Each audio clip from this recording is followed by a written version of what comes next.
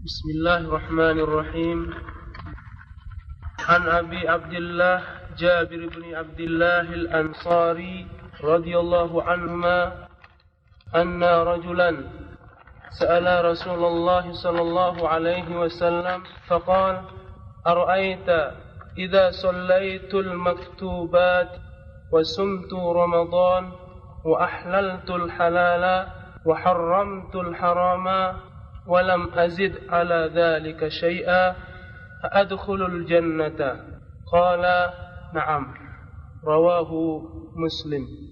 Hadis yang ke-21, hadis yang ke-22 dari Abi Abdillah Jabir bin Abdillah Al-Ansari, semoga Allah meridhai keduanya, bahwasanya seorang laki-laki bertanya kepada Rasulullah sallallahu alaihi wasallam. Kemudian dia mengatakan, bagaimana pendapatmu apabila saya telah melaksanakan sholat yang wajib, kemudian puasa pada bulan Ramadan, dan saya menghalalkan apa yang dihalalkan, dan saya mengharamkan apa yang haram, dan saya tidak menambah atas yang demikian itu sedikit pun. Apakah saya akan masuk surga? Kemudian Rasulullah SAW bersabda, "Na'am, ya." Diriwayatkan oleh Muslim. Bismillahirrahmanirrahim. Alhamdulillahirabbil alamin. Wassalatu wassalamu ala asyrafil anbiya'i wal mursalin nabiyyina Muhammad wa ala alihi wa ashabihi wa man tabi'ahum bi ihsanin ila yaumiddin. Kemarin sudah kita bahas hadis ke-21. Gimana bunyinya hari?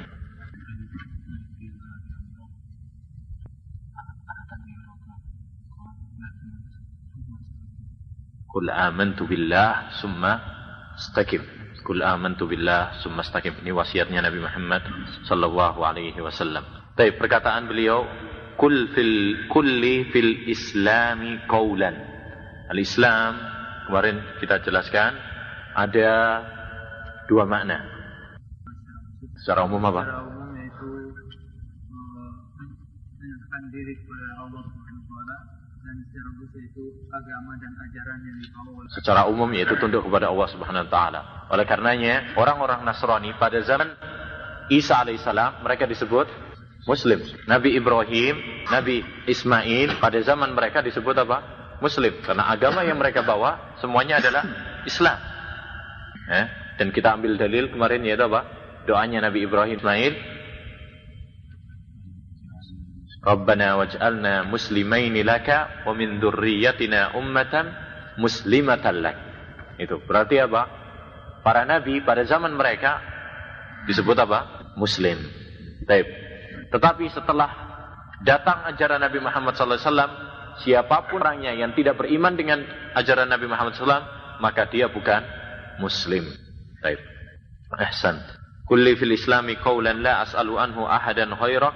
Qala kul amantu billah summa istaqim. Apa itu istiqamah?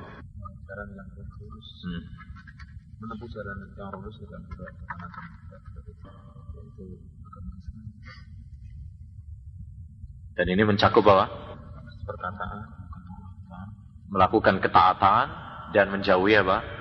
Larangan, baik yang zahir maupun yang batin. Tapi kemarin kita katakan kul amantu billah summa istaqim. Ini adalah mirip dengan diambil dari ayat. Ayat apa itu? Sorry. Apa? Gimana bunyinya?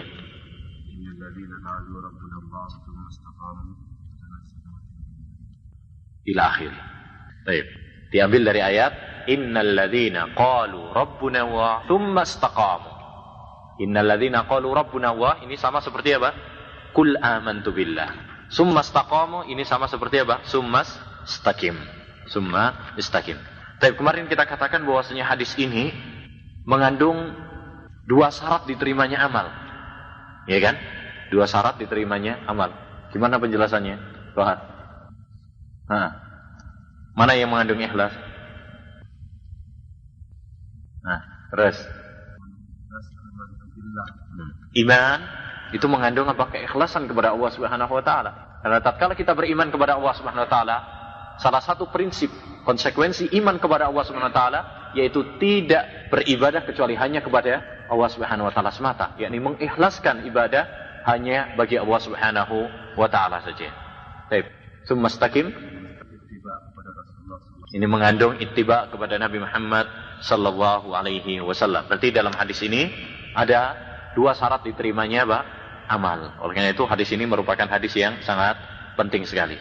Tapi ya istiqamah memiliki apa? Beberapa keutamaan. Bisa disebutkan? Nah, keutamaan istiqamah. Satu, dapat bisa diluaskan rezeki. Bisa diluaskan rezekinya. Gajinya bisa naik gitu ya. Nah, terus kabar gembira mendapatkan surga. Kabar gembira mendapatkan surga. Nah, siapa yang ngasih kabar gembira?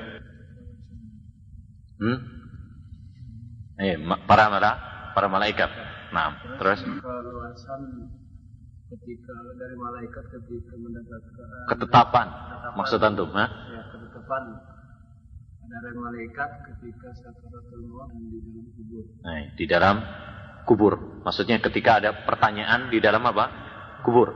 Tapi satu lagi, yaitu apa? Kohar. Baik. Mereka tidak takut dan tidak sedih. Ya, mereka tidak takut. Takut yakni menghadapi yang akan datang dan tidak sedih terhadap apa yang telah lampau atau lewat. Ya. Dalil-dalilnya sudah kita terangkan. Baik. Istiqomah, ada beberapa kiat untuk mendapatkan istiqomah. Ya, ada beberapa kiat, wasilah agar kita bisa istiqomah. Roni, 1 kiat biar bisa istiqomah. Ini penting ini. Semua kita pengen apa? Istiqomah. Tapi bagaimana caranya? Harus ada sebab. Kita melakukan sebab.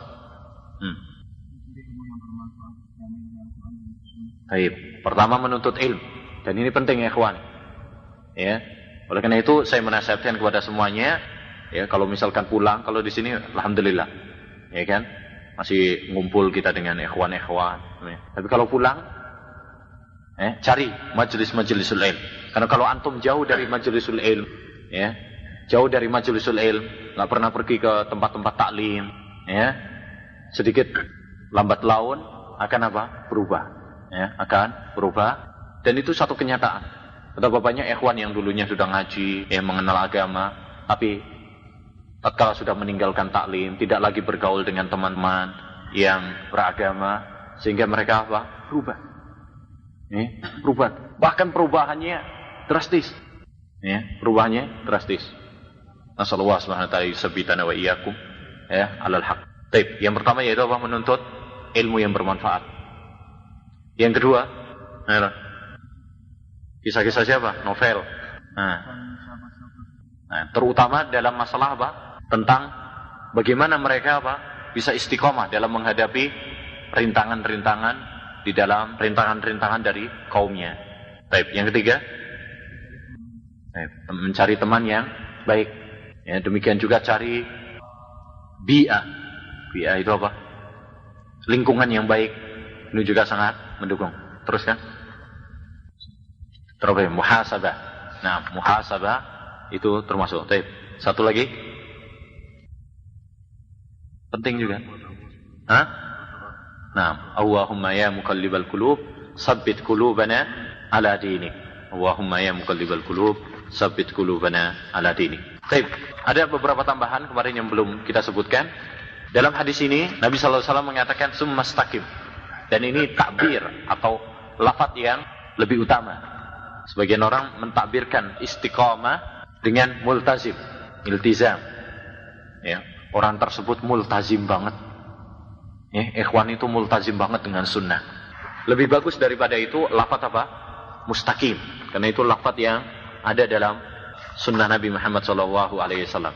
Dan satu kaidah yang perlu kita ketahui, bahwasanya kita memakai lafaz-lafaz yang ada dalilnya dari Al-Quran maupun hadis, itu lebih baik daripada lafaz-lafaz yang tidak berdalil.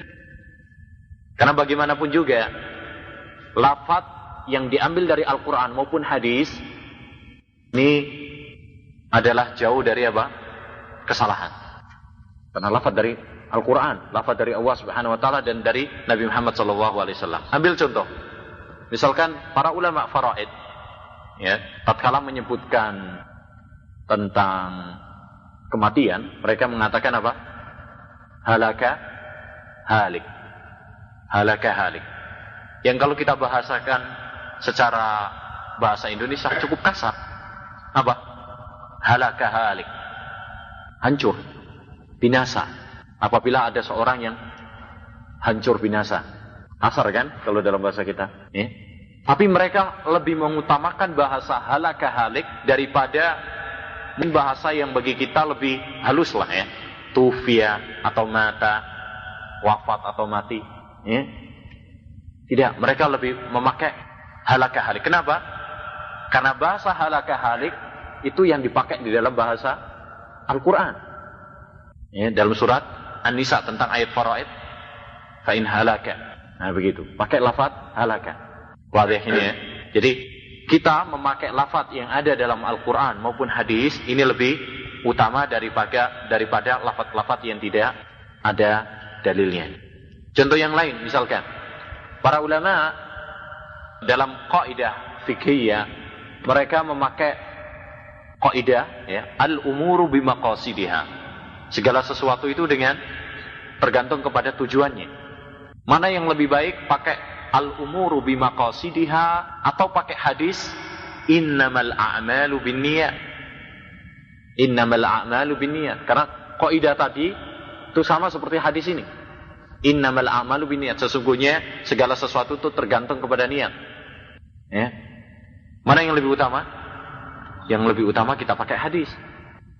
Ya, kenapa? Karena kaidah yang diambil dari hadis, lafaz yang diambil dari hadis itu lebih utama daripada yang tidak berdasar pada, ya, sekalipun sama-sama maksudnya, ya, tujuannya sama, tadi dua lafaz sama, tetapi apa? Takbir, ungkapan, lafaz yang diambil dari dalil Al-Quran maupun hadis ini lebih selamat dan lebih bagus daripada yang tidak. Jelas ini, ya? Sekalipun tujuannya sama. Oleh karena itu Al-Imam As-Subki rahimahullah ta'ala mengatakan, ya, innamal a'malu binniyat, lafaz ini lebih baik daripada kaidah yang populer di kalangan para al-fuqaha dengan al-umuru bimaqasidiha dan lain-lainnya, ya, lafaz-lafaz lainnya selagi itu ada dalam Al-Quran dan Sunnah lebih baik kita memakainya daripada lafaz yang tidak ada dalilnya. Baik, dalam hadis ini juga terdapat bantahan kepada orang-orang Murji'ah, ya. Terdapat dalil bantahan kepada orang-orang Murji'ah. Kenapa? Karena dalam hadis ini Nabi SAW mengatakan amantu billah summa istaqim. Berimanlah kepada Allah Subhanahu wa taala, kemudian istiqomahlah. Iman tempatnya di mana? Di hati. Summa istaqim ini adalah dengan amal, anggota badan. Orang-orang Murji'ah mereka mengatakan bahwasanya iman itu hanya cukup di dalam hati tanpa amal, dan ini suatu apa? Kesesatan, ya, suatu kesesatan. Oleh karena itu, kalau Anda ketemu dengan misalkan sebagian orang yang mengatakan kalau ya akhi, ya, kenapa kamu kok misalkan seperti ini, kok nggak sholat atau gini, mereka mengatakan iman itu di hati. Sebenarnya berarti apa? Dia itu kena penyakit Murji'ah. Kena penyakit Murji'ah. Orang yang mengatakan banyak gitu kan. Kalau, ya akhi, kenapa kamu kok masih begini? Ya, tidak memelihara jenggotmu atau begini. Mereka mengatakan, yang penting iman itu kan di hati. Atau kalau itu seorang akhwat, mbak kenapa kok nggak pakai jilbab? Loh, yang penting kan apa? Hatinya. Yang penting kan hatinya. Iman itu ada di dalam hati. Ya. Sebenarnya orang-orang seperti itu berarti apa? Kena pemahaman Murji'ah. Seakan-akan mereka mengatakan iman itu cukup di dalam apa? Hati saja, tanpa dibuktikan secara amal. Dan ini suatu kesalahan. Kita katakan kepadanya, kalau hatimu baik, maka akan diwujudkan dengan amalan yang baik.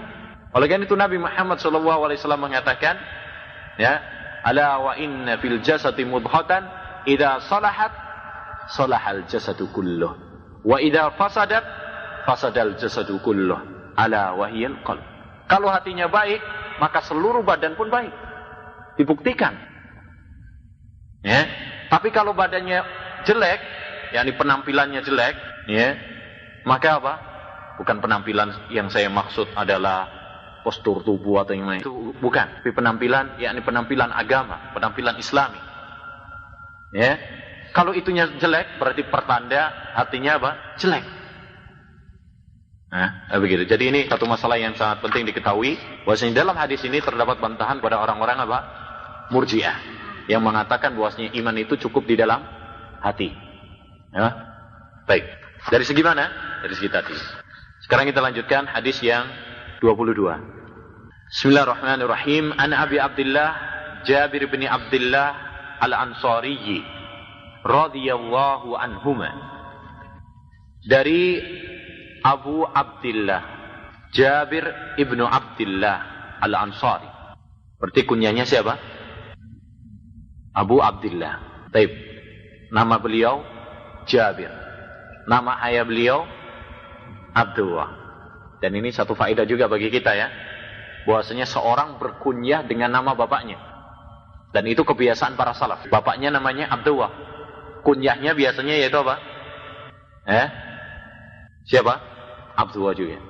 Itu banyak sekali di kalangan para salaf yang menggunakan seperti itu. Lu perhatikan nanti, para ulama mereka berkunyah dengan nama bapaknya.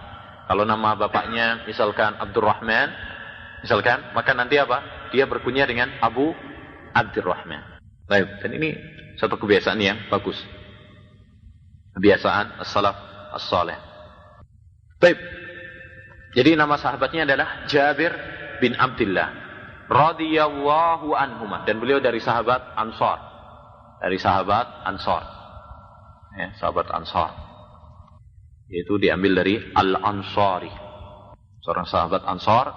Ansar adalah yaitu kabilah yang ada di Madinah, yang mereka membantu Nabi Muhammad SAW dan para sahabat Nabi Muhammad SAW yang hijrah ke kota Madinah. Ya, yang disebut dengan apa? Muhajirin. Jadi para sahabat yang datang hijrah disebut muhajirin. Para sahabat yang membantu mereka disebut apa? Al-Ansar. Dan keduanya adalah apa? Dipuji oleh Allah Subhanahu wa taala dalam banyak Al-Qur'an dan hadis Nabi Muhammad sallallahu alaihi wasallam. Ya. Was-sabiquna al-awwaluna minal muhajirin wal ansar walladzina tabauhum bi ihsan radhiyallahu anhum wa radwan. Dipuji oleh Allah Subhanahu wa taala dan disebut oleh Allah Subhanahu wa taala dalam Al-Qur'an dan hadis Nabi Muhammad sallallahu alaihi wasallam. Ya, Al-Ansar dan Muhajirin disebut oleh Allah Subhanahu wa taala dalam Al-Qur'an dan hadis Nabi Muhammad sallallahu alaihi wasallam.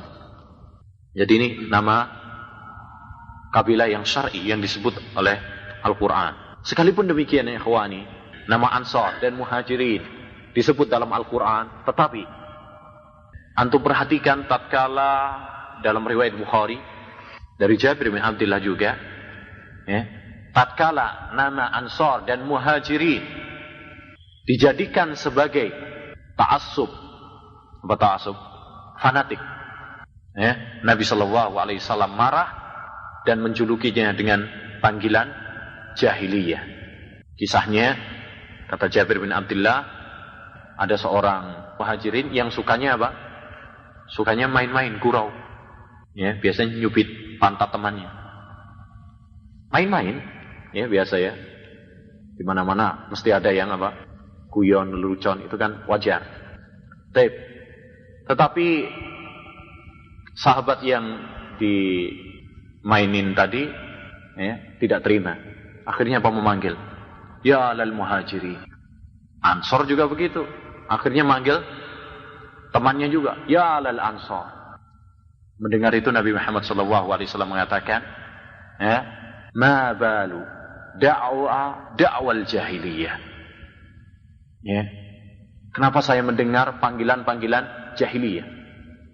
Berkata Syekhul Islam Taimiyah rahimahullah ta'ala dalam Iqtida' Shiratal Mustaqim, perhatikanlah wahai saudaraku, kata beliau, nama Al-Ansar dan Muhajirin yang disebut oleh Allah Subhanahu wa taala dan dipuji oleh Allah Subhanahu wa taala, tetapi tatkala dijadikan sebagai ta'assub golongan, fanatik golongan, maka Nabi sallallahu alaihi wasallam menjadikannya sebagai apa?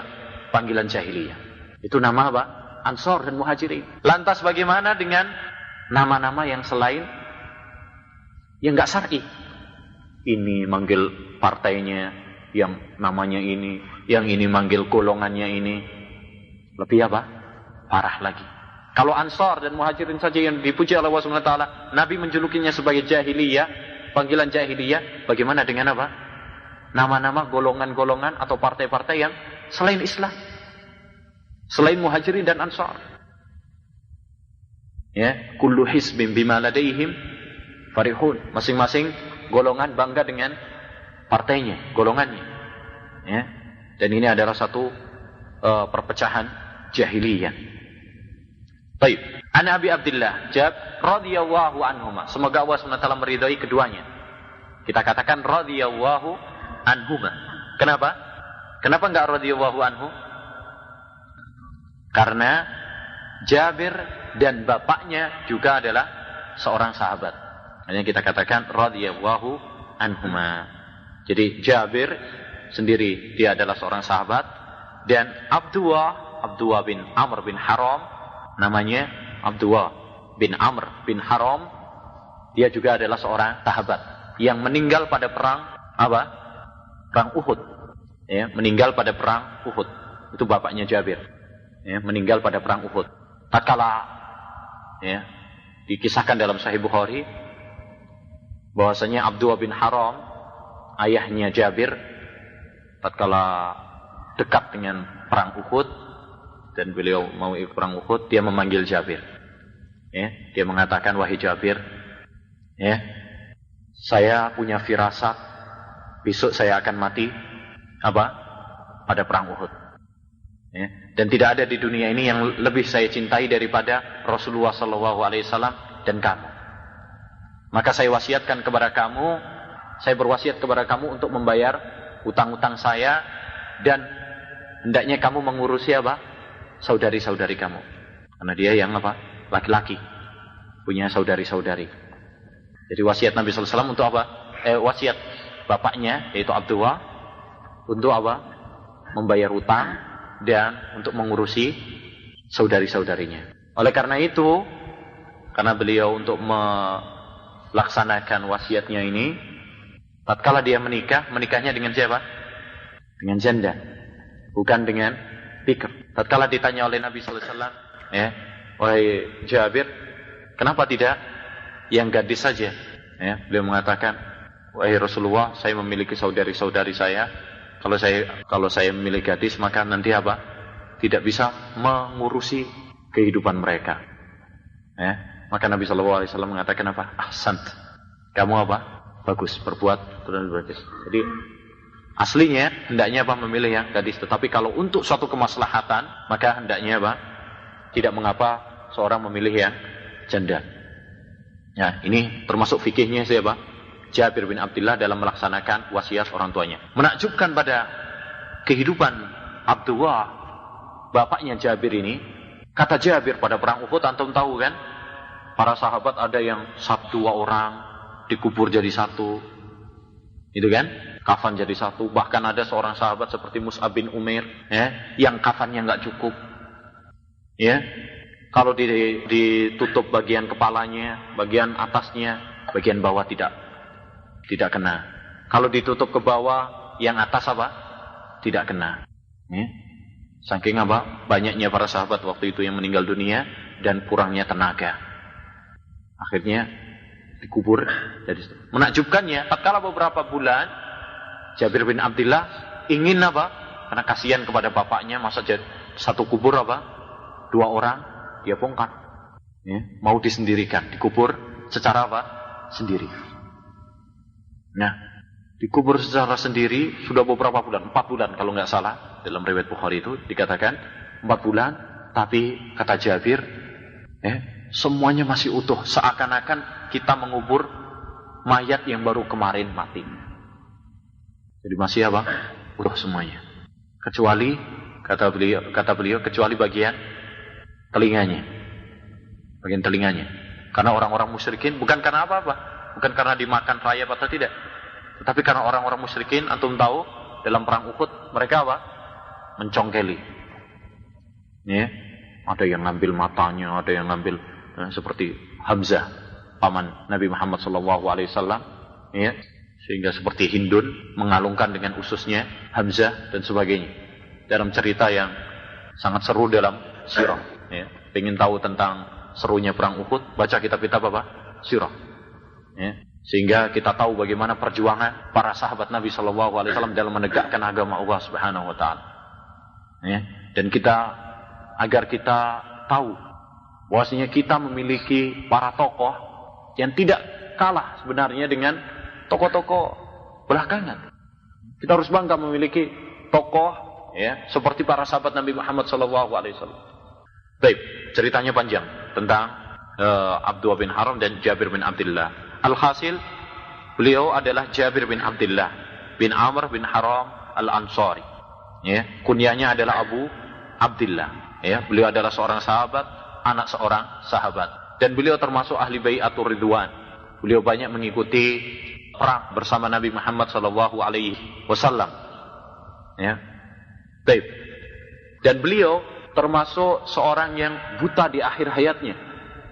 Orang yang buta di akhir hayatnya. Buta apa? Buta mata atau buta hatinya? Buta matanya. Mana yang lebih parah? Buta mata atau buta hati? Buta hati. Ya, kalau buta mata ringan. Bahkan kata Imam Ibnul Qayyim rahimahullah, betapa banyak orang yang buta matanya lebih baik daripada orang yang memiliki mata. Lihat para sahabat, banyak para ulama salaf, mereka apa? Yang buta. Menakjubkanku ada seorang ulama yang menulis kitab Ahbarul Umyan. Ya. Kabar-kabar, cerita-cerita tentang orang-orang yang buta. Dikumpulkan dari para sahabat yang buta. Jabir bin Abdullah masuk. Jabir bin Abdullah, Ibnu Abbas. Ya. Ibnu Abbas, beliau juga apa? Sama. Ya, buta di akhir hayatnya. Ketika lanjut usia, beliau apa? Buta juga. Ya. Kata Ibnu Abbas radhiyallahu an, kalaulah saya buta mata, tetapi hati saya telah mengakar di dalamnya keimanan kepada Allah Subhanahu wa Ta'ala. Enggak masalah. Ya. Baik, ada satu permasalahan penting. Mana yang lebih baik? Orang buta atau orang tuli? Baik, pendapat yang benar adalah diperinci. Kalau dalam urusan dunia orang tuli lebih baik. Karena kebanyakan dunia ini keindahannya dengan apa? Dengan penglihatan. Benar atau salah? Ya, indah. Kalau orang buta untuk melihat keindahan dunia ini nggak bisa dia. Kebanyakan keindahan dunia ini, kelezatan dunia dengan apa? Pandangan. Jadi kalau masalah urusan dunia, orang tuli lebih baik. Tapi kalau masalah akhirat, orang buta lebih baik. Kok bisa? Ya. Ya. Dengan orang buta tidak melihat kemaksiatan-kemaksiatan. Benar apa enggak? Ya kan? Apalagi kalau di Indonesia. Ya, banyak makhluk halusnya kan? Nah. Baik. Jadi itu. Kalau dia apa? Diperinci. Kalau masalah dunia, orang tuli lebih baik. Kalau masalah akhirat, orang buta lebih baik.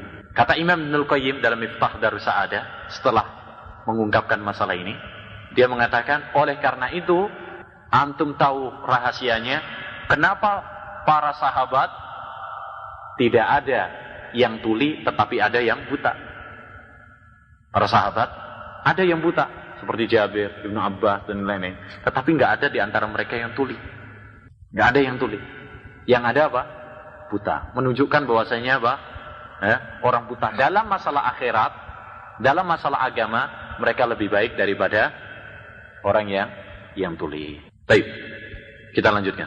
Anna rajulan, bahwasanya seorang laki-laki. Kalimat seperti ini sudah berlalu. yang kata seperti ini dalam mustalah hadis, ya, sebut apa? Lupa. Pak Seniman. Anna rajulan, seorang laki-laki. Tidak dikenal namanya. Ini dalam mustalah hadis apa namanya? Sudah dibahas kan kemarin? Sudah pernah disinggung. Hadis keberapa? Mubham. Dapat wahyu dari mana tuh? Disebut dengan mubham. Qala al-Baikuni wa mubhamun ma fihi rawin lam yusam. Mubham adalah apabila ada seorang rawi yang tidak dikasih tahu namanya, yang tidak disebutkan namanya. Itu namanya mubham. Dan kemarin juga sudah kita sebutkan bahwasanya ada beberapa alasan kenapa seorang rawi tidak menyebutkan namanya. Jadi kenapa sih nggak langsung disebutkan namanya saja, kan lebih enak. Anna Abu Hurairah misalkan ya tanya, kan enak. Tapi anna rajulan. Ada beberapa alasan kenapa para rawi tidak menyebutkan nama. Apa yang masih ingat? Satu. Yang pertama adalah kemungkinan, ada beberapa kemungkinan. Yang pertama adalah dia tidak mengenalnya. Nggak kenal, mungkin orang Badui atau orang asing yang bertanya kepada Nabi, dan dia nggak tahu namanya. Itu yang pertama. Yang kedua adalah tidak mempengaruhi hukum. Ini sebenarnya nomor 4 ini sebenarnya. Ya, tapi nggak apa-apa. Tidak mempengaruhi apa? Hukum. Tidak ada kaitannya. Apakah ini diberitahu namanya merubah hukum? Tidak. Tidak merubah hukum. Taib. Yang ketiga, dalwasid. Menutupi aibnya. Hasan. Apalagi kalau itu masalah-masalah yang aib. Nabi SAW menegurnya misalkan dan sebagainya. Yang keempat apa? Yang keempat, antum lupa? Mungkin karena apa? Lupa. Tahu namanya, tetapi kemudian apa? Lupa. Nah, jadi ada 4 macam. Yang pertama apa alasannya? Karena mungkin tidak tahu. Mungkin tidak tahu. Yang kedua tahu. Pernah tahu tapi kemudian apa? Lupa. Yang ketiga, untuk menutupi aibnya, tahu sebenarnya tapi kita tutupi saja. Jadi seorang laki-laki kita. Yang keempat adalah apa? Karena tidak merubah hukum. Tahu sebenarnya tapi nggak ada faedahnya untuk disebutkan. Nah begitu. Jadi ada berapa? 4 alasan kenapa para rawi tidak menyebutkan namanya. Jelas ini ya? Nah, awas besok ditanya Mas Suji. Siapa ya? Insyaallah. Anna rajulan sa'ala Rasulullah sallallahu alaihi wasallam. Ada seorang laki-laki yang sa'ala. Sa'ala itu apa? Talaba. Secara bahasa artinya meminta. Tapi apakah para sahabat minta uang kepada Nabi di sini? Enggak. Yang dimaksud bukan meminta uang, tetapi yang dimaksud adalah meminta ilmu, meminta nasihat, meminta wasiat. Ini atau bahasa kita bertanya kepada Nabi Muhammad sallallahu alaihi wasallam. Maka hadis ini menunjukkan kepada kita seperti yang sering kita katakan, yaitu apa? Semangatnya para sahabat Nabi sallallahu alaihi wasallam di dalam menuntut ilmu. Di dalam menuntut ilmu. Dan salah satu cara menuntut ilmu adalah dengan bertanya. Nabi sallallahu alaihi wasallam bersabda, "Ala sa'alu idza lam ya'lamu fa innama sifa'ul iyyi su'alu." Kenapa mereka tidak bertanya kalau mereka tidak tahu? Karena obatnya tidak tahu adalah bertanya. Jadi kalau antum tidak tahu, bertanyalah. Fas'alu ahla dzikri in kuntum la ta'lamun. Kalau ada yang mengatakan, "Loh, kita enggak boleh apa? Banyak bertanya kok." Nabi SAW mengatakan, "Inna Allaha kariha lakum qila wa qal wa kasratas su'al wa idha'atal ma." Sungguhnya Allah Subhanahu wa taala membenci, qil wa qal, kabar burung, wa kasratas su'al, banyak tanya. Dan Nabi SAW juga pernah mengatakan, "Fa innama ahlakal ladzina min qablikum kasratu masailihim wa ihtilafuhum ala anbiya'ihim." Sungguh hancurnya umat-umat sebelum kalian itu dengan apa? Banyaknya bertanya dan perselisihan mereka kepada nabi-nabi mereka. Loh, tuh kan? Berarti apa? Kita nggak boleh apa? Banyak tanya, nggak boleh tanya kepada ustadz atau kepada syekh. Benar pemahaman ini? Pemahaman ini adalah keliru. Yang dilarang atau yang dimaksud dengan hadis-hadis tersebut adalah pertanyaan-pertanyaan yang sia-sia, yang tidak ada faedahnya. Pertanyaan-pertanyaan yang tidak ada faedahnya. Atau pertanyaan-pertanyaan yang, kalau bahasa saya, jelimet, nggak ada tujuannya. Seperti pertanyaan-pertanyaan Bani Israel. Nah, begitu. Jadi di sini termasuk apa? Cara menuntut ilmu adalah dengan banyak apa? Bertanya. Oleh karena itu Ibnu Abbas tatkala ditanya tentang rahasianya dia kok bisa jadi pintar, ya. Jadi banyak orang kagum dengan keilmuannya Ibnu Abbas, ya kan? Apa sih resepnya? Apa karena sering makan kurma atau sering minum susu? Kata Ibnu Abbas, apa? Enggak, yang bahasanya bukan itu ya. Kata Ibnu Abbas yaitu apa? Rahasianya dengan bi qalbin akul, hati yang berakal. Ya, kecerdasan maksudnya. Walisanin saul. Ya, lidah yang sering bertanya. Wa badanin ghairi malul, badan yang tidak mengenal lelah. Itu rahasia Ibnu Abbas. Kenapa kok bisa pintar? Kalau pengen pintar seperti Ibnu Abbas, ya walaupun berapa persen, ya, tiru apa resepnya itu. Banyak bertanya, kecerdasan, tidak lelah di dalam apa? Mempelajari ilmu. Baik. Jadi itu an-narjuna. Karena itu salah ya, sebagian orang yang ingin mendoktrin ya, para pengikutnya atau para muridnya agar tidak keluar dari kelompoknya, nggak boleh tanya. Haram untuk bertanya atau menggugat protes kepada apa? Ustadznya. Ini adalah doktrin-doktrin yang sesat dan menyesatkan. Seorang ulama salaf mengatakan, ya, kalau kamu ingin tahu kesalahan gurumu, maka duduklah dengan orang lain. Kalau kamu ingin tahu tentang kesalahan gurumu, duduklah dengan orang lain. Ya. Jadi nggak boleh kalian nggak boleh kecuali kalau belajar dengan saya saja. Ya. Kepada ustadz yang lain nggak boleh. Ini adalah apa? Ta'assub. Ya, atau nggak boleh diprotes ucapannya. Ya, pokoknya ngomong ini doktrin, ini mangkul istilahnya mereka. Nggak boleh digugat. Maka ini adalah apa? Satu doktrin yang keliru. Ya, satu doktrin yang keliru. Jelas ini ya? Nggak boleh. Ada sebagian lagi seperti itu. Kalau ada yang bertanya, kamu jangan berbuat seperti Bani Israel. Maunya apa? Agar ucapannya tidak boleh diprotes. Semuanya itu adalah ta'assub. Semuanya itu adalah ta'assub, taklid. Ya. Kita menghormati para guru atau para syekh, para ulama, tetapi tidak sampai apa? Dewakan atau menuhankan mereka. Ya. Karena kita diperintahkan oleh Allah Subhanahu wa taala untuk beragama berdasarkan dalil. Ya, berdasarkan dalil. Baik, selanjutnya. Anna rajulan sa'ala Rasulullah sallallahu alaihi wasallam faqal ara'aita idza shallaitul maktubat. Bagaimana pendapat engkau wahai Nabi sallallahu alaihi wasallam kalau saya ini salat al-maktubat. Al-maktubat yaitu salat yang diwajibkan. Al-maktubat diambil dari kataba. Oleh karena itu kataba salah satu maknanya adalah wajib. Kutiba alaikum siyam, kutiba alaikumul qisas, kitaballahi alaikum. Ya, semua itu menunjukkan bahwasanya kata-kata bisa bermakna apa? Wajib. Dan ini juga al-maktuba yang diwajibkan oleh Allah Subhanahu wa taala, yaitu salat 5 waktu. Idza shallaitul maktubat. Di sini ada kata shallaitu, salat. Maksudnya apa salat di sini? Salat secara bahasa atau secara istilah? Apa secara bahasa salat itu? Doa. Baik. Secara istilah yaitu ya, ibadah kepada Allah Subhanahu wa taala yang didahului dengan takbir dan diakhiri dengan apa? Salam. Yang dimaksud salat di sini secara bahasa ataukah secara istilah? Secara istilah. Nah, dan ini kaidah. Ya, dan ini kaidah.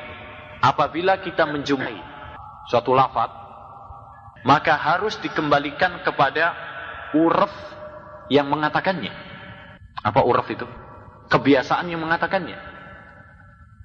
Tatkala kita mendapati lafaz salat dalam Al-Quran maupun hadis, maka harus kita artikan kepada lafaz syara' pada asalnya. Ya, kita kembalikan kepada apa? Lafaz istilah syar'i.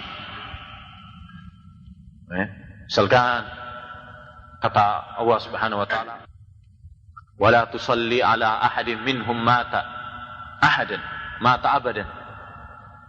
Ya, jangan kamu mensolati salah seorang di antara mereka yang meninggal, yaitu siapa? Munafik, orang-orang munafik. Tapi kita artikan di sini salat, yakni jangan mendoakan mereka ataukah jangan mensolati. Kita artikan apa? Nah, secara bahasa atau secara syar'i? Syar'i. Pada asalnya kita harus bawa kepada lafaz syar'i. Kecuali kalau ada dalil yang memalingkannya.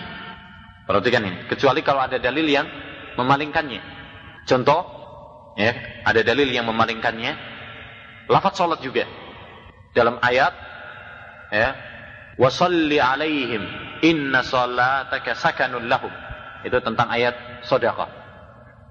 Ya, apabila ada orang yang memberikan sedekah kepada kita, ya, maka apa? Nabi sallallahu alaihi wasallam diperintahkan oleh Allah Subhanahu wa taala supaya untuk salat kepada orang yang memberi sedekah tersebut. Maksudnya di sini apa? Doa ataukah salat? Doa. Kok bisa? Karena ada dalilnya. Praktek Nabi sallallahu alaihi wasallam, apabila ada seorang sahabat yang memberikan sedekah kepadanya, Nabi sallallahu alaihi wasallam bukan, bentar, salati dulu. Begitu prakteknya Nabi? Tidak. Tapi Nabi sallallahu alaihi wasallam mendoakan, Allahumma salli ala ali abi aufa. Allahumma salli ala ali abi aufa. Mendoakan. Jadi ini kaidah. Kapan saja kita menjumpai satu lafaz, ya, maka harus dikembalikan kepada kebiasaan orang yang mengatakannya. Kalau yang mengatakannya adalah asy-syari', yaitu Allah Subhanahu wa taala atau rasulnya, kembalikan kepada apa? Syariat. Maksudnya adalah istilah syariat. Tapi kalau kita mendapati yang mengatakannya adalah orang ahli bahasa, kita kembalikan apa? Ahli bahasa. Kalau kita mendapati misalkan kata salat, ya, dalam ucapan Sibawai misalkan. Tahu Sibawai ya? Ya, Sibawai. Ya, kau tahu Sibawai? Ahli bahasa. Bukan Sumbawai ya. Kalau Sumbawai nanti antum nanti. Tahu Sumbawai kan? Nah, itu Sumbawai nanti. Tapi kalau ini Sibawai. Sibawai itu adalah seorang ulama ahli bahasa Arab. Ya, ahli bahasa Arab. Kalau kita menjumpai Sibawai mengatakan misalkan tentang sholat, maka kita bawa kepada apa? Makna syariat atau makna bahasa? Bahasa. Karena yang mengatakannya adalah ahli bahasa. Demikian juga seterusnya. Kalau hakikah itu ada dua macam. Hakikah syar'iyyah, hakikah lugawiyah, hakikah urfiyah. Hakikah urfiyah. Dan harus dikembalikan kepada apa? Masing-masing kepada tempatnya. Baik, contoh yang lain. Hadis Nabi Muhammad SAW, tawadda'u min luhumil ibil. Berwudulah kalian usai makan daging unta. Wudu secara bahasa artinya bersih. Ya.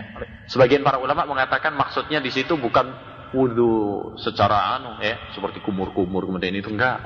Tapi maksudnya adalah apa? Cuci tangan atau cuci mulut. Pokoknya membersihkan. Tapi kita katakan makna seperti ini adalah apa? Keliru. Makna seperti ini adalah keliru. Karena yang mengucapkannya siapa? Rasulullah SAW. Karena lafaz wudu yang mengatakannya adalah Rasulullah, kita kembalikan kepada kebiasaannya. Berarti harus dikembalikan kepada syar'i. Wudu secara syar'i adalah sifatnya yang seperti yang kita ketahui. Jelas ini ya? Baik. Jadi harus masing-masing dikembalikan kepada uruf masing-masing. Nah, selanjutnya wasumtu Ramadan. Wasumtu Ramadan. Saya berpuasa Ramadan. Sumtu Ramadan. Siang. Dan sudah kita bahas tentang masalah Ramadan. Hanya saja di sini ada faedah bagi kita. Sumtu Ramadan. Orang tersebut tidak mengatakan wasumtu syahra Ramadan. Ada faedah bahwasanya boleh mengatakan Ramadan walaupun tidak didahului dengan apa? Syahr atau bulan. Sebagian para ulama enggak boleh mengatakan enggak boleh. Jangan kamu mengatakan, karena ada hadisnya, tapi hadisnya adalah apa? Batil. Tidak sahih dari Nabi SAW. Jangan kalian mengatakan apa? Ramadan, kecuali dengan menggandengkan sebelumnya dengan apa? Syahr. Ya, dengan puasa syahrul Ramadan. Karena dalam ayat katanya, syahrul Ramadan alladzi unzila fihil Qur'an. Pakai syahr. Ya. Tapi ini adalah apa? Keliru. Karena dalam banyak hadis juga, ya, Rasulullah SAW menyebutkan apa? Ramadan tanpa didahului dengan apa? Syahr. Seperti misalkan as-salawat khams ila salawatil khams wal jumu'atu ila al-jumu'ati wa ramadhanu ila ramadhan kafaratul lima bainahum. Di sini Nabi SAW tidak mengatakan apa? Syahr. Jadi apa? Boleh. Dan selanjutnya wa ahlaltul halal. Saya menghalalkan sesuatu yang halal. Sesuatu yang halal. Wa harramtul haram. Saya mengharamkan sesuatu yang haram. Yang halal, yakni yang dihalalkan oleh Allah Subhanahu wa taala. Dan ini mencakup sesuatu yang wajib. Yang kedua, mencakup sesuatu yang sunnah. Yang ketiga, mencakup sesuatu yang mubah. Yang mubah ini juga termasuk dalam ahlaltul halal. Wa harramtul haram. Dan saya mengharamkan yang haram. Ya, mengharamkan sesuatu yang haram. Haram adalah apa? Yang dilarang oleh Allah Subhanahu wa ta'ala. Yang dilarang oleh Allah Subhanahu wa ta'ala. Walam azid ala dzalika syai'an. Dan saya tidak menambahi pada hal itu sesuatu pun. A'adkhulul jannah, apakah saya masuk surga? A'adkhulul jannah, apakah saya masuk surga? Al jannah, yaitu apa? Jim, nun, antum tahu itu kaidah dalam bahasa. Apabila jim ketemu nun, maka apa? Menunjukkan lil istitar, tertutup. Itu secara bahasa. Jim, nun, madah. Jim, nun, itu adalah menunjukkan lil istitar, tertutup. Oleh karena itu, taib. Contoh. Kata apa? Jin. Jin. Tahu jin ya? Ya, jin. Diambil dari kata jim dan nun. Tertutup. Kenapa tertutup? Karena kita nggak melihatnya. Jelas? Tertutup. Taib. Ada junnah. Junnah itu apa? Tameng. Tameng. Itu juga apa? Tertutup. Kenapa? Karena dia untuk menutupi kan? Ya, dalam perang untuk menutupi. Gini. Nah, junnah. Jannah. Yang bermakna apa? Taman. Secara bahasa, jannah itu artinya adalah taman. Dia juga termasuk tertutupi. Yaitu tertutupi dengan apa? Pohon-pohon. Tertutupi dengan pohon-pohon. Oleh karena itu kalau ada orang yang buang kotoran di tengah-tengah sawah, ketahuan apa enggak? Dari jauh. Yang ketahuan apa? Pohonnya kan? Pohonnya enggak ketahuan. Baik. Adapun secara istilah, jannah adalah darun na'imin a'addahu Allah Subhanahu wa ta'ala li ibadihil mu'minin. Ya, sebuah tempat yang penuh dengan kenikmatan yang disediakan oleh Allah Subhanahu wa ta'ala bagi hamba-hambanya yang beriman. Bagi hamba-hambanya yang beriman. Bagaimana sifatnya? Tidak bisa terbayangkan oleh akal. Tidak terlintas dalam hati. Sebagaimana yang disabdakan oleh Nabi Muhammad sallallahu alaihi wasallam. Qala na'am. Kata Nabi sallallahu alaihi wasallam, na'am. Na'am. Ya. Ya apa maksudnya? Ya masuk surga. Di sini ada kaidah juga dalam kaidah fikih ya. As-su'alu mu'adun lil jawab.